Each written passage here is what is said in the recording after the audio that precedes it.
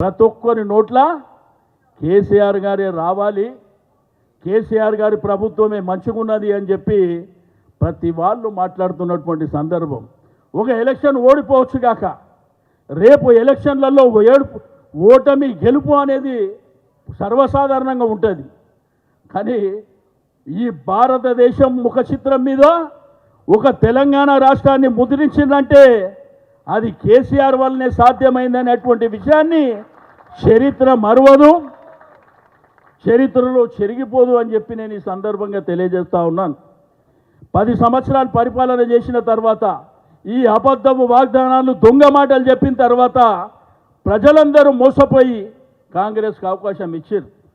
Okay, మీరు రాజకీయం చేస్తుండ్రు, మీరు ప్రభుత్వాన్ని నడిపిస్తుండ్రు, అనగదొక్కాలనే ప్రయత్నం చేస్తుండ్రు, అక్రమ కేసులు పెట్టడానికి ప్రయత్నం.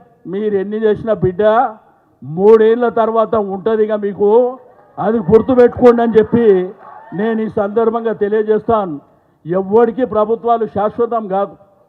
మనము ఆ పదవిలో ఉన్నప్పుడు ప్రజలకు ఏమి మేలు చేసినాం అనేదే శాశ్వతంగా ఉంటుంది. కానీ మనము మన ఇష్టానుసారం చేసుకుంటే పోతే శాశ్వతంగా ఉండదు. ఎందుకు ఈరోజు కేసీఆర్ గారి పేరు రాష్ట్రమంతా తలుచుకుంటుంది, పక్క రాష్ట్రాలలో కూడా తలుచుకుంటుంది. ఎందుకోసం? అద్భుతమైనటువంటి పరిపాలనని కేసీఆర్ గారు కొనసాగించననే విషయాన్ని మరి ప్రజలు అది పరిగణలోకి తీసుకురు. కాబట్టి మరి అద్భుతంగా ఈరోజు ఈ ప్రభుత్వం ఫెయిల్యూర్స్ కానీ కేసీఆర్ గారి నాయకత్వం కావాలనేటువంటిది మరి స్పష్టంగా తెలియజేస్తూ